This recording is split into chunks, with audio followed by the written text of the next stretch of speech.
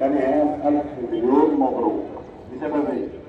السبب الأولاني إنكم نجحتوا في الإعدادية. السبب الثاني واللي هو أهم إنك أنت نجحت في الاختبارات بتاعتنا هنا وعملت في المدرسة. أنا قابل في المدرسة هنا 156 طالب. كان متقدم لي حوالي 300 وشوية. نقيت منهم 156 طالب، معنى ذلك إن أنت طالب إشاعات. طب الدرجات اللي انت جبتها قسمت الدرجات دي زي ما انتم فاهمين.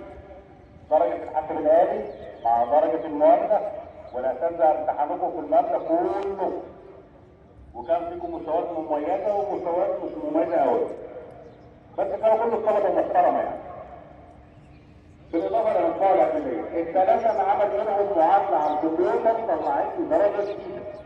الدرجة الجديدة دي تم توزيعكم على الفصول بناء عليها. طب لما توزعتم موضوع تنظيم التأهيل ده حاجة تنظيمية بس. مش معنى ان انا رحت تخصص يبقى التخصص ده احسن من التخصص ده او التخصص ده اقل من التخصص ده. لا.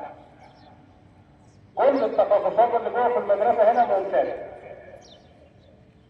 بدليل ان احنا عندنا 4 مدارس مزدوج في مدينة السادات. افضلهم هي مدرسة السمك. وكل الطالب بيتقاتل عليه. وطلبة منكم كتير. مجرد ان المجموع نزل جم وحولوا من مدارس مزدوج الى مدارسنا هنا.